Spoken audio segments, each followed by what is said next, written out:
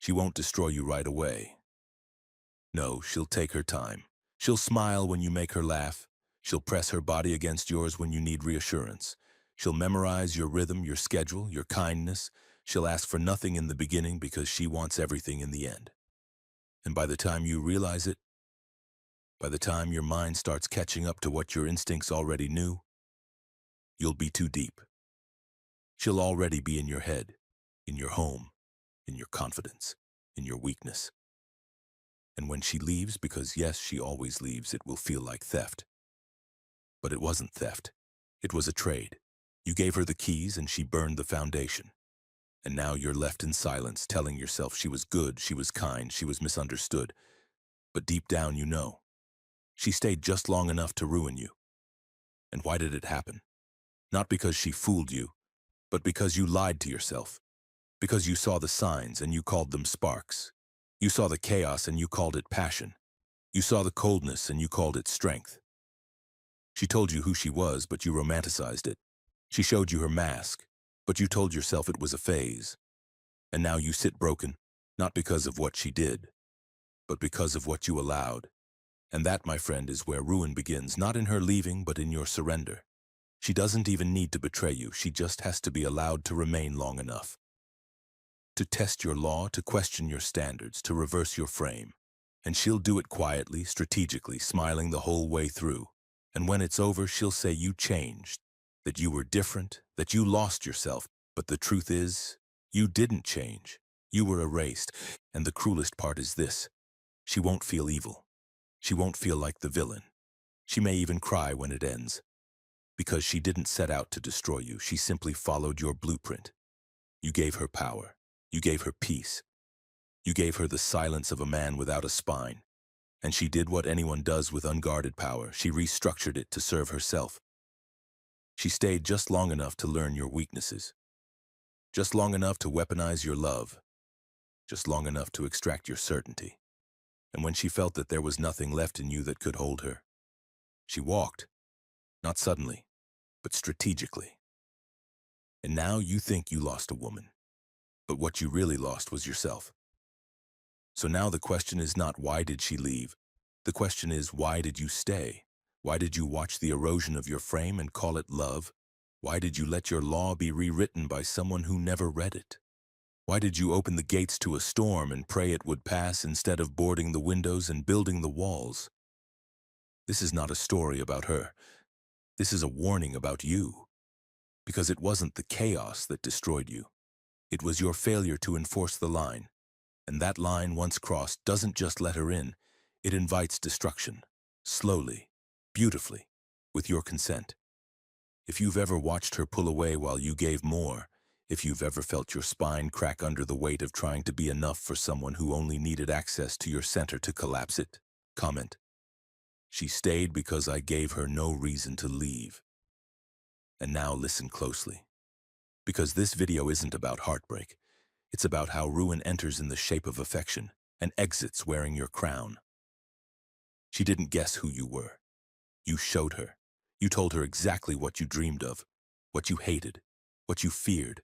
You offered your blueprint in the language of vulnerability, mistaking disclosure for depth. You thought opening up would bond you, that your honesty would endear you, that your clarity would protect you. But all you did was furnish her with the tools to become your perfect illusion. And so she shaped herself, not to deceive you, but to survive you. She became the girl who listened, who agreed, who knew the right time to touch your neck, the right words to say when you pulled away.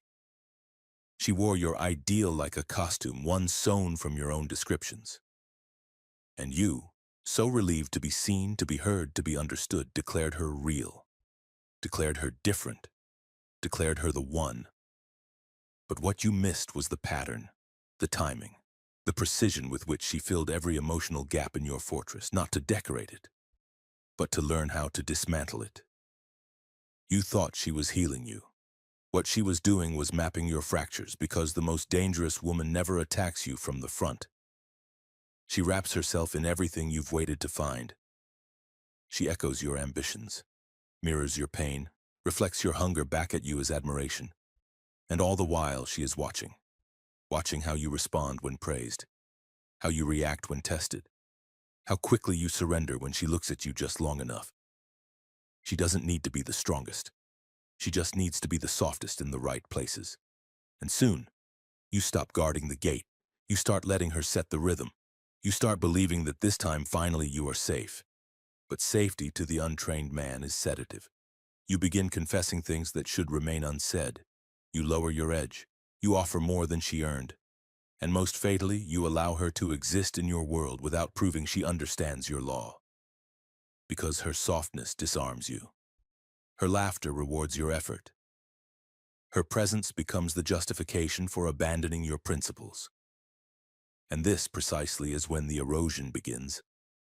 Because once she learns that you'll trade your spine for connection, she starts to reshape your structure. Not loudly, not forcefully, but surgically. She starts making suggestions. Tiny criticisms. She begins to question your tone, your friends, your ambition. Not as threats, but as concerns. And because you've already declared her perfect, you interpret those corrections as care.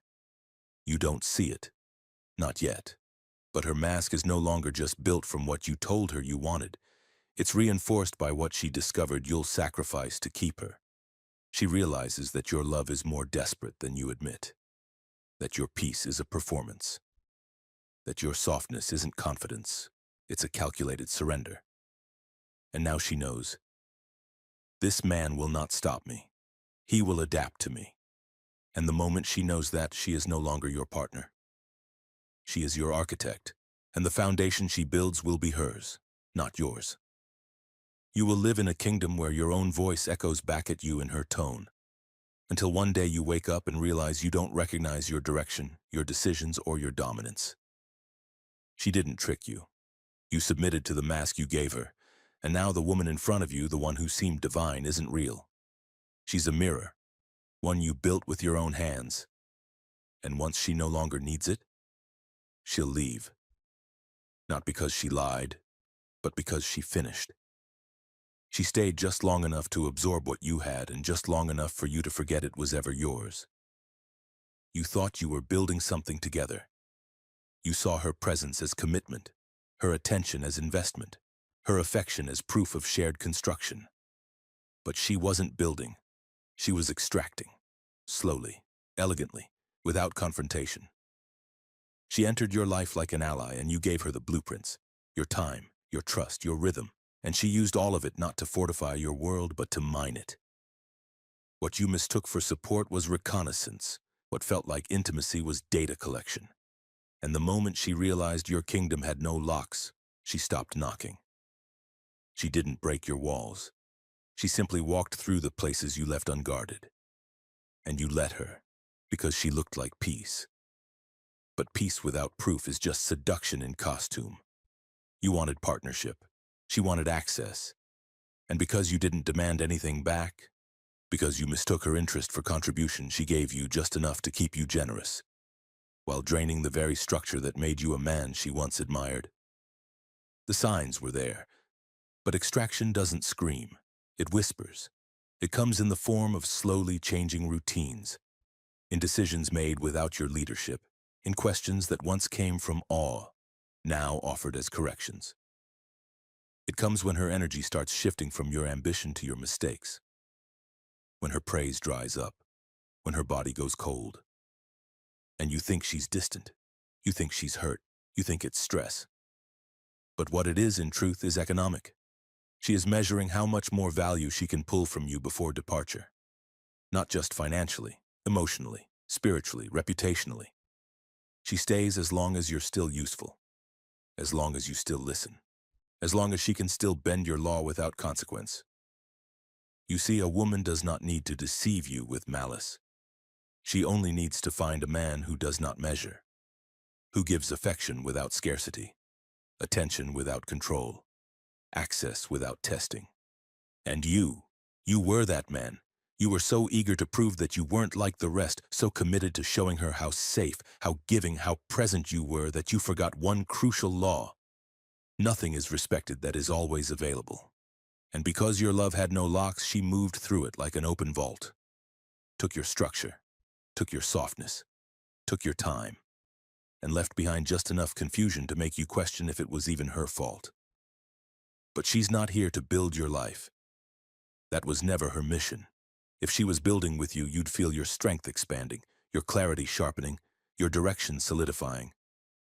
But instead, you feel smaller, weaker, more unsure.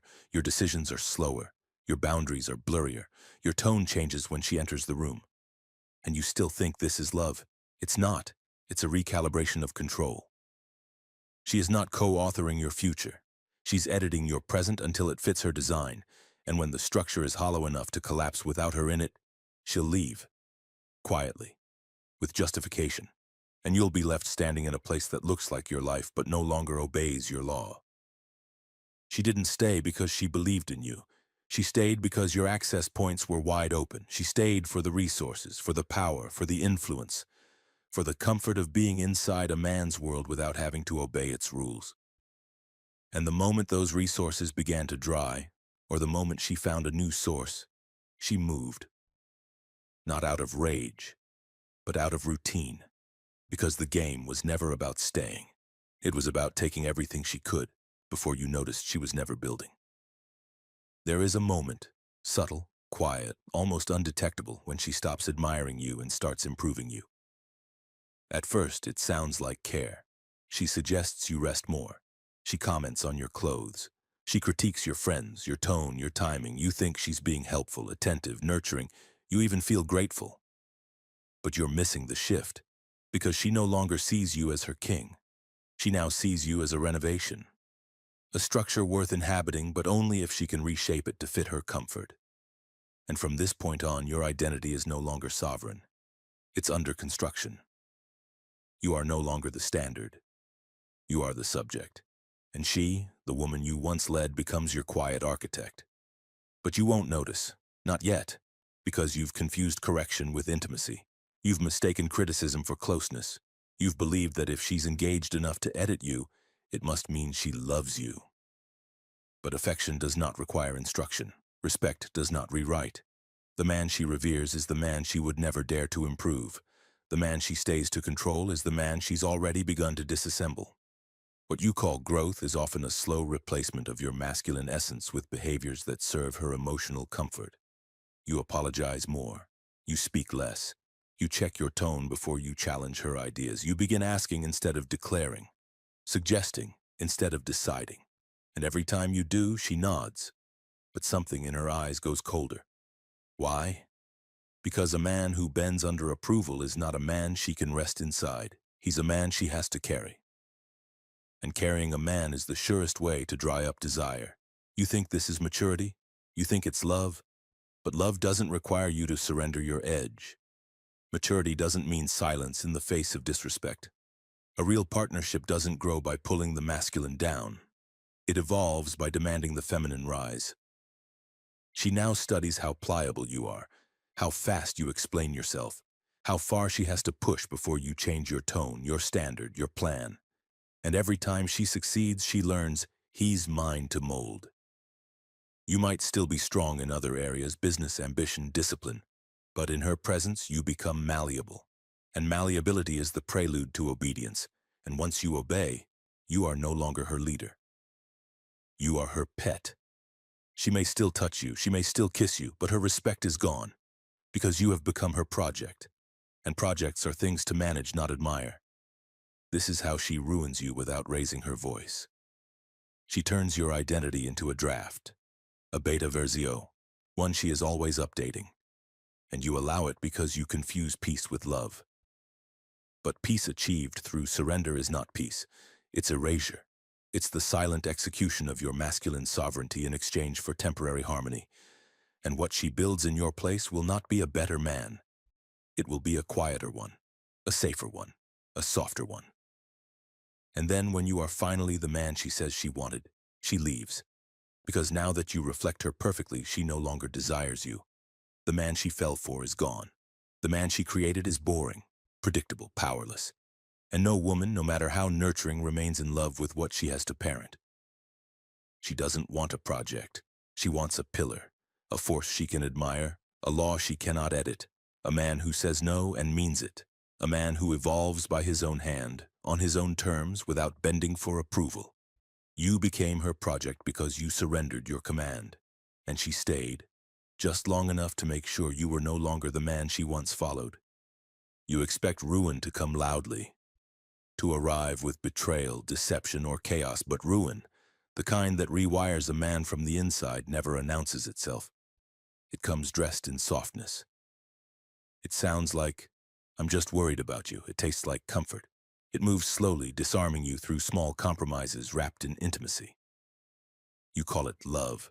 You call it peace. You tell yourself this is how maturity works, but it isn't. It's erosion. It's spiritual corrosion disguised as emotional safety. And by the time you realize what has been taken, it's not your possessions that are gone. It's your identity, your clarity, your edge. She never demanded you surrender your mission. She simply pulled your attention toward her with warmth. She never asked you to delay your goals. She just needed a little more time together. She didn't oppose your ambition. She just made it slightly inconvenient to pursue.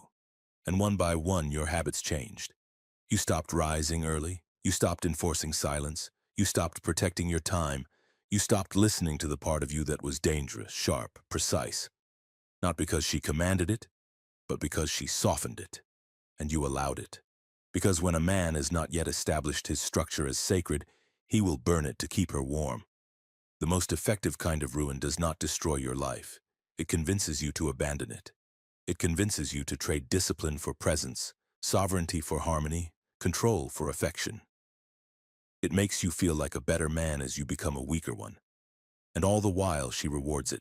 She smiles. She praises you. She tells you how good you are for trying. But deep in her instinct, in the part of her that senses power and structure, something begins to die. Because she didn't fall in love with your kindness. She fell in love with your architecture. And once that architecture becomes soft, she stops feeling protected. She stops feeling held. She stops seeing you. This is the most common form of self-betrayal I've seen among men. The belief that softness is strength, that tolerance is love, that passivity is peace. It isn't. It's slow surrender. And she will never stop you. She will never say, "Don't give me all your time." She will never say, "Be less available." She will never say, "Return to your mission." Because she is not here to protect your masculinity. That's your job. Her role is to test, to press, to soften, and yours is to hold.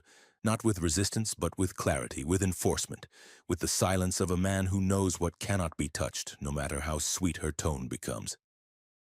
You think you are evolving, but you are eroding. You think you are becoming a good man. But she didn't want a good man. She wanted a strong man who could be good when he chose to, not one who became soft because he needed her smile to feel safe. And now, every word you speak is a performance. Every decision you make is negotiated. And every part of your life feels slightly off course, slightly delayed, slightly muted. But you don't panic, because she's still warm, still there, still kind. And you don't realize until it's too late that warmth can be ruin, that comfort can be the noose, and that softness, when left unchallenged, becomes the slow death of a man who once ruled, but now whispers inside his own kingdom.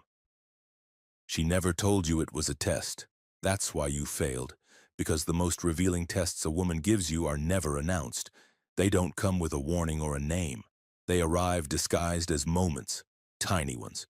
Moments when she criticizes your tone to see if you'll apologize, when she interrupts you to see if you'll stop speaking, when she withholds affection to see if you reach harder, when she raises her voice not because she's angry but to measure the temperature of your backbone. These are not accidents. These are assessments. She's not looking for reassurance. She's looking for structure. And every time you tolerate what you should correct, she learns something irreversible. You are no longer king. She wants to see how far she can push before she meets resistance. Not because she wants chaos, but because chaos is how the feminine confirms boundaries. And if no boundaries appear, she loses orientation. She becomes colder, sharper, more erratic. And you confuse that with disconnection. But what she's doing is exactly the opposite. She's engaging. She's escalating. She's pulling at the corners of your frame to find out, is there anything here that won't move? And when she finds nothing but warmth, patience, and emotional flexibility, she stops testing. Not because you passed, but because you failed, and failed men aren't corrected, they're abandoned. You thought the test was about love, but she already knows you love her. That's not what she's scanning for. She's scanning for limits, for edges, for consequence.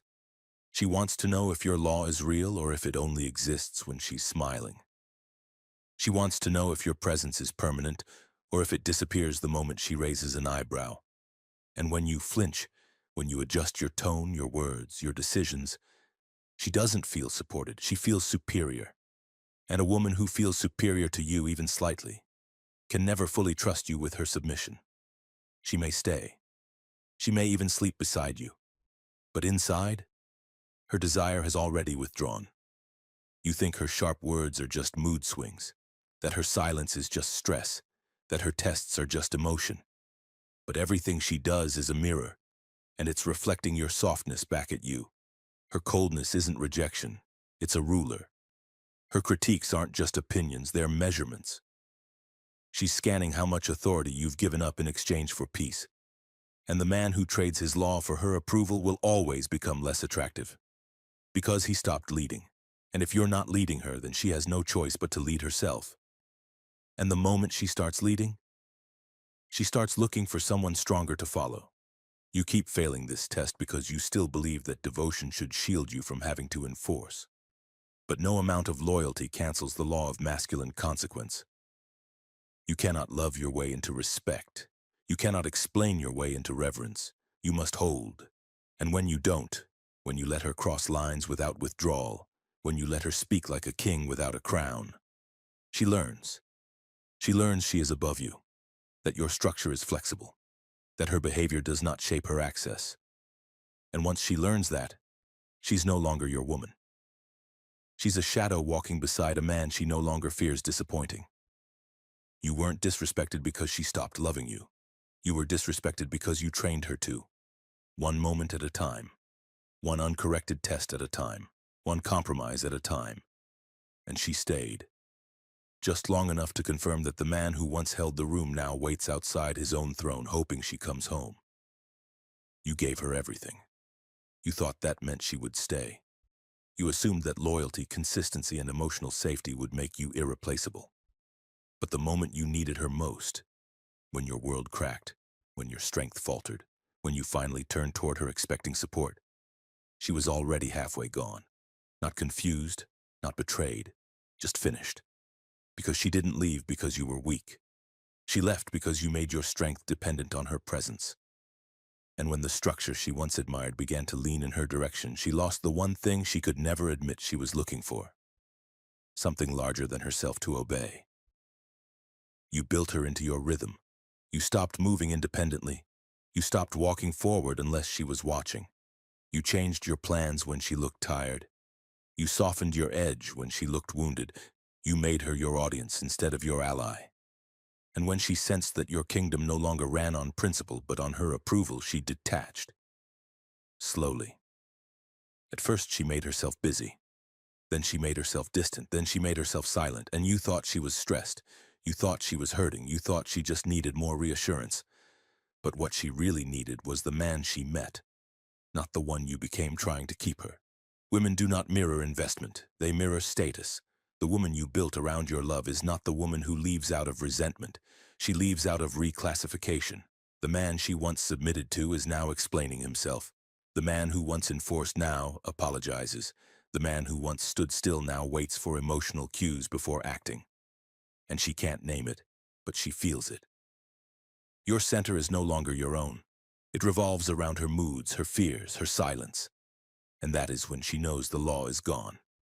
You think she left at the worst time, that her exit was poorly timed, unfair, cold.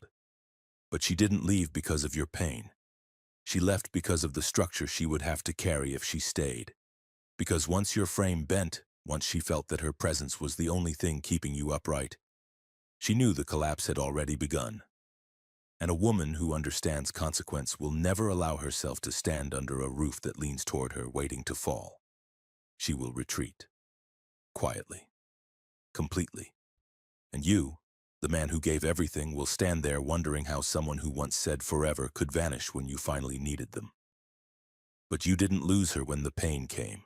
You lost her when you made her your stability, when your enforcement became suggestion, when your command became consultation, when your structure became an emotional exchange. That's when she started planning her exit, not with betrayal, but with disinterest. And she stayed, just long enough to take the last piece of your certainty. This isn't heartbreak. It's the cost of trying to earn loyalty with presence instead of consequence. And now you see it. She didn't walk because of your weakness. She walked because she could feel you asking her to carry the crown you once wore. You confused her loyalty with permanence. That was your first mistake. You thought because she stood beside you, because she held your hand through storms, because she once said, "I'll never leave," that her presence was unconditional. But loyalty, like love, is not an oath. It's a mirror. It reflects the structure you provide, and the moment she senses your structure no longer requires her to rise into it, she does not stay out of memory. She recalibrates.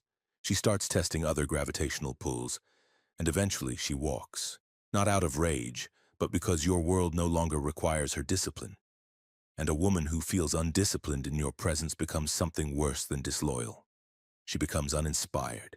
You thought you had a woman who would follow you forever, but you never noticed the shift.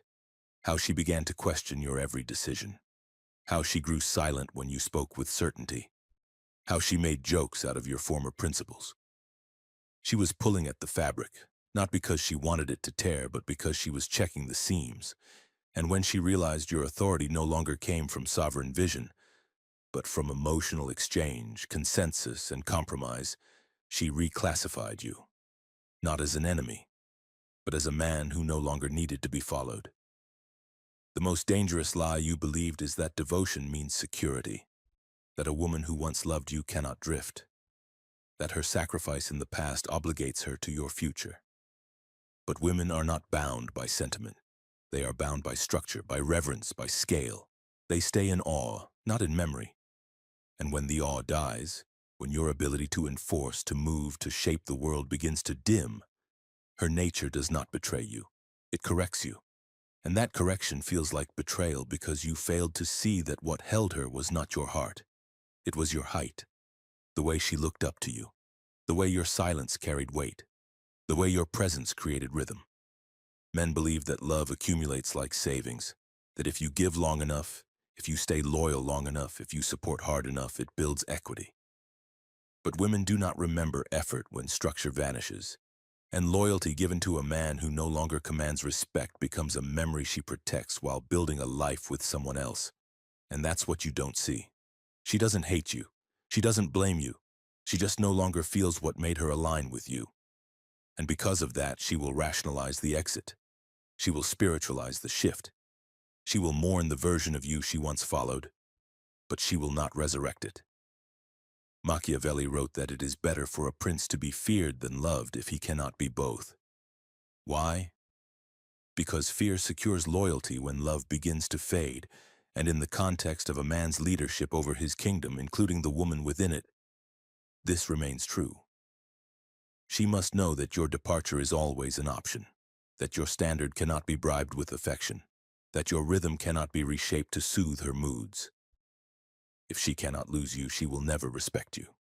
And if she cannot respect you, she will never choose you twice. You didn't lose her because you didn't love her enough. You lost her because you built no throne for her to bow to.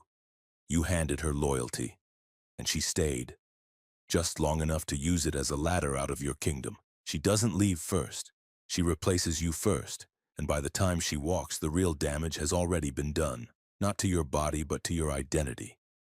She starts the exit before you ever see it, while she's still in your bed, while she's still laughing at your jokes, while she's still calling you by the name that used to mean something. She's already moving her weight elsewhere, not her clothes, her attention, her respect, her admiration. And slowly she's handing pieces of those things to another source, a source that doesn't yet exist in your mind but is already taking shape in hers. You think betrayal begins with her silence. It doesn't. It begins with her scan. She begins to notice things about you that she once celebrated and now critiques. She begins to feel friction where there was once awe, and you mistake it for a bad day or a season or a phase. But what's happening is psychological erosion. You are being deconstructed in her imagination. Your image shrinking, your edge dulling, your presence becoming predictable. And in that vacuum, she starts testing thoughts that once felt disloyal. She looks at the man on her screen differently. She listens to the colleague differently. She thinks of the ex not as a threat, but as a question. Did he make me feel smaller in a way that I now crave again? You don't see this because she's still kind, still warm enough to confuse you, still affectionate enough to keep you off balance. And you, because you lead with loyalty and not with power, ignore the signs. You feel the shift in the way she kisses, in the way she doesn't ask your opinion, in the way she stops praising what you built, but you brush it off because she still shows up. She still sleeps beside you. She still wears the mask of presence. But what you've missed is this. Women do not leave when they feel unloved. They leave when they no longer feel led. And when that happens, their mind leaves before their body ever does. She isn't cheating on you. She's replacing you. Mentally, spiritually, emotionally, she's lowering your value in her internal market. She's analyzing how long she can stay without stagnating. And the more available you are, the more compliant you become, the more you soften in her presence, the more you confirm the unspoken. This man will never leave me no matter what I do. And that is the moment her exit begins. Not because she's evil, but because you trained her to think of you as permanent. And permanent men become invisible. You don't lose her at the moment she walks. You lose her in the months where you became so emotionally fluent, so predictably stable, so consistently present that her tension collapsed. She stopped needing to impress you, stopped needing to seduce you, stopped needing to earn anything. Because your love was now on autopilot, your standards were now suspended, your law was now negotiable, and when she feels that, her nature will look elsewhere for gravity. Not for excitement, not for validation, but for the edge you stopped carrying. So understand this. When she finally tells you she's not happy, when she finally says she needs space, when she finally cries and says she doesn't know who she is anymore, she's not seeking clarity. She's delivering the exit paperwork for a kingdom she already left. She stayed just long enough to replace you in her mind. And now the only reason she's still here is to see if she even needs to say goodbye. She doesn't need to scream. She doesn't need to cheat. She doesn't even need to leave to tell you she no longer respects you. She just needs to speak differently. And when a woman's respect dies, her tone changes first. Her sentences shorten. Her praise disappears. The softness in her voice, the one that once made you feel like a king, is replaced with correction, sarcasm, or silence. And if you listen closely, it's not what she's saying that matters. It's what she's no longer saying. She no longer asks you what you think. She no longer affirms what you're building. She no longer speaks in future tense. And when you offer your ideas, your vision, your leadership, she answers you like you're her younger brother, someone to manage, not to follow. At first, you excuse it. You think she's tired. You think she's just going through something. You remind yourself of how sweet she used to be, and you try to bring that version of her back with kindness, with effort, with emotional openness. But all of that only makes it worse. Because every time you try harder to connect, to prove yourself, to make her feel safe again, you communicate something fatal, that her tone is acceptable. And once she learns that she can speak like that to a man, and he stays, she never speaks to him the same way again. You may not realize it, but in her world, words are weapons of hierarchy. She measures a man by how he responds to correction, to withdrawal, to coldness. And if you absorb it, if you justify it, tolerate it, or worse, try to fix it, you don't earn her affection. You signal submission. And what she once admired, your certainty, your restraint, your indifference to approval, begins to rot in her memory. Because now you flinch when she frowns. You soften when she criticizes. You lean in when she withdraws. And the predator in her instinct doesn't hate you for this, but she recalibrates. Because now you are no longer feared. The truth is brutal. She is not listening to your words anymore. She is measuring the weight behind them. And she knows when your boundary is bluff. She knows when your strength is theater. She knows when your silence is discipline. and when it's emotional paralysis. And if your silence is the second kind, her tone shifts permanently. Because now she no longer whispers. She commands, she mocks, she instructs, and you still think you're in a relationship. But what you're in is a slow-motion mutiny, where the queen has dethroned the king, and the king still thinks he's loved. There was a time when she submitted not because you demanded it, but because your frame made disobedience feel dishonorable. That is what you lost. Not her warmth, not her love, but her reverence. And now she speaks like she's above you because in her mind, she is. She stayed just long enough to watch your words lose their weight. And now every sound that leaves your mouth feels lighter. Not because she changed, but because your voice no longer belongs to a man she fears disappointing. You still think you can fix it, that if you just say the right thing, cry at the right time, explain how much she means to you, she'll remember who you were to her. That if you just talk long enough, listen hard enough, she'll soften. But what you don't understand is that repair doesn't happen at the emotional level once respect has died. You're trying to glue shattered glass with sentiment, and the more you talk, the more you beg, the more you process, the weaker you become. Because emotional repair is not what she wants. Emotional consequence is what she respects. You're operating under a myth, one you were trained to believe, that women value vulnerability above all, that if you're open, honest, emotionally available, you'll prove you're worthy again. But what you're actually doing is proving that her behavior had no cost, that her withdrawal, her disrespect, her detachment triggered not enforcement, but emotional labor. And now, in her mind, you are the one asking to be fixed. You have reversed the polarity.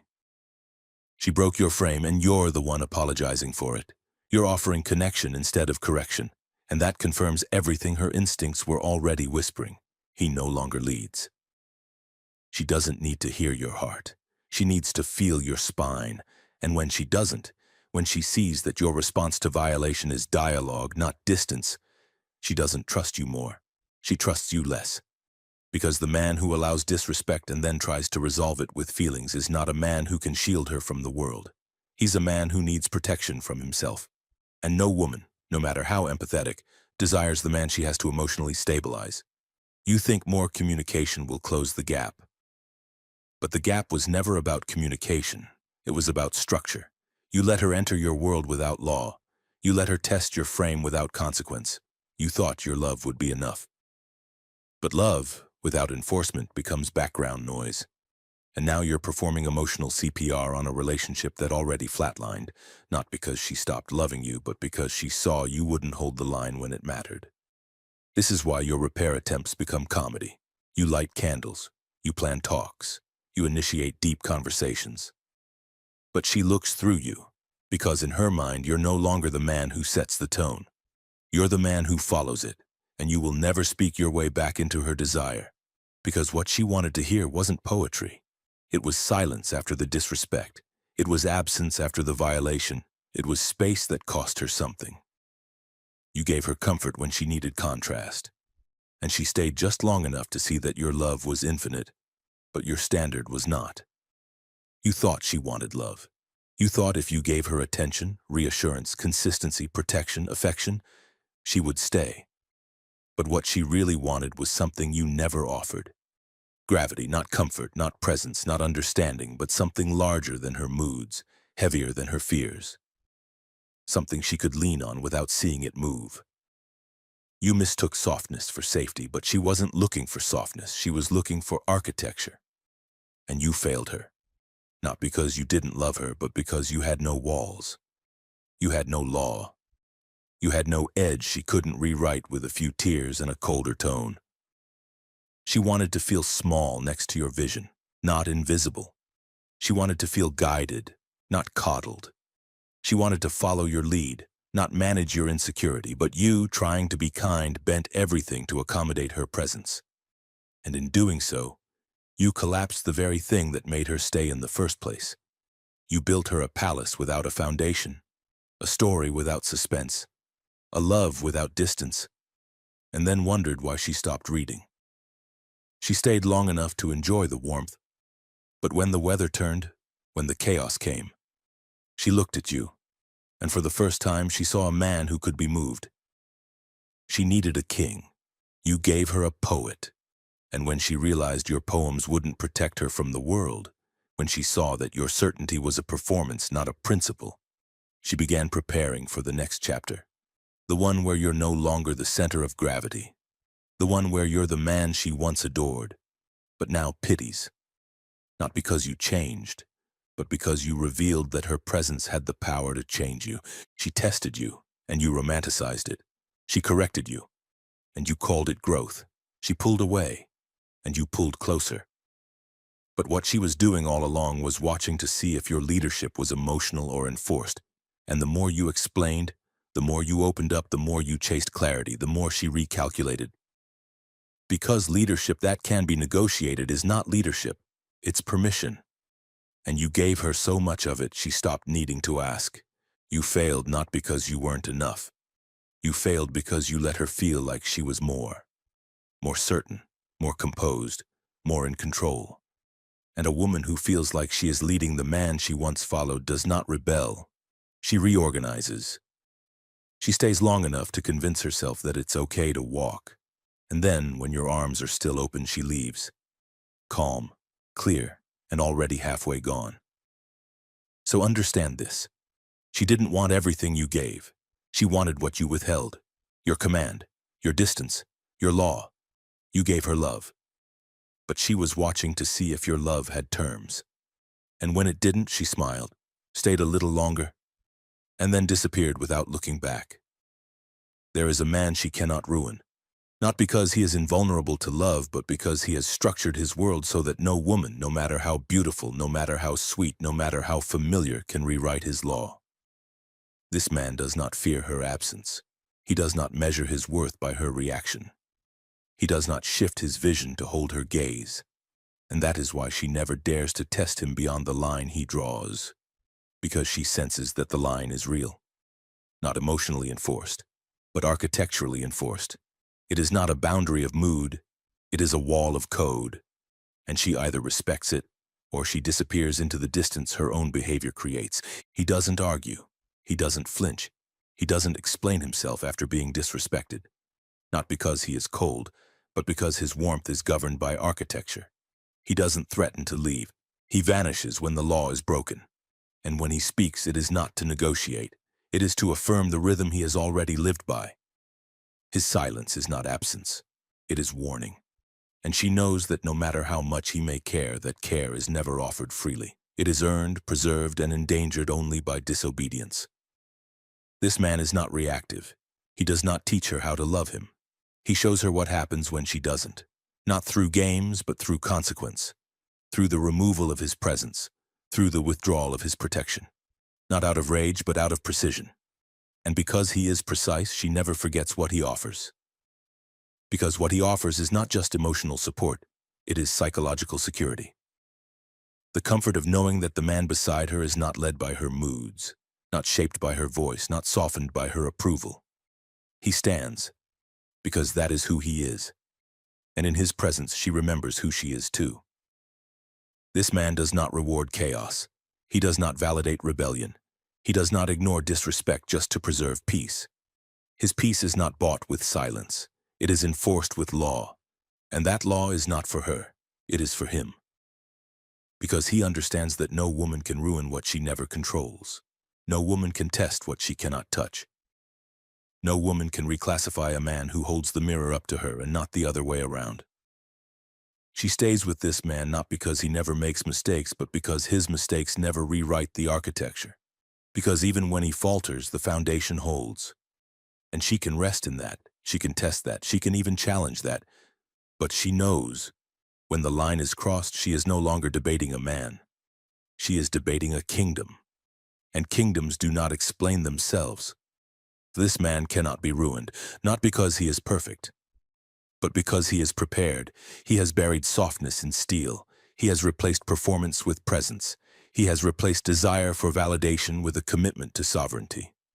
He does not beg to be chosen. He chooses. And that is why when she finds him, she does not test him with chaos. She tests him with silence. And when he does not chase it, when he does not break, she knows. He is not hers. She is his. Because the man who cannot be ruined is the man who built his life around a law no woman was ever allowed to edit. She didn't ruin you. She revealed you. She pulled at the walls and watched how easily they collapsed. She whispered disobedience and watched how quickly you bent. She tested the distance between her voice and your law. And when she found none, she stayed just long enough to extract what was left of your certainty. And now, you sit in silence, calling it heartbreak. But heartbreak is not what this was. It was correction. It was the final report from a kingdom you never truly ruled. You wanted peace, but you gave it away. You wanted loyalty, but you made it unconditional. You wanted reverence, but you taught her to see you as her project, not her king. And now you look at the empty space where her body once was and call it betrayal. But the betrayal began long before she walked. It began when you ignored your own architecture, when you made her your anchor instead of your mirror, when you forgot that the man she admires is never the one who flinches at her tests, but the one who stands silent, unshaken, unmoved. Let me be clear. You are not a victim. You are a man who was never trained in law. You inherited love stories, not strategy. You were taught that if you gave enough, stayed long enough, softened often enough, she would stay. But she's not wired for that. She's wired for gravity, for rhythm, for tension, for the structure that does not yield when the storm arrives. And when you became emotional air, when you abandoned your edge for her comfort, you stopped being the man she could orbit and became the man she had to carry. And that is when the clock started ticking. So what do you do now? You do what all kings must do when the walls fall. You do not rebuild the woman, you rebuild the fortress. You do not chase her with words, you reconstruct the silence she once respected. You do not soften your grip to earn new love. You sharpen it until only those who can kneel to structure may enter. Because love is not what saves you. Love is what destroys the man who forgot how to govern. You now carry a choice. You can call her cruel, or you can call her teacher. Not because she taught you how to feel, but because she showed you what happens when a man forgets to be feared. When he trades enforcement for empathy, when he lets beauty edit his vision.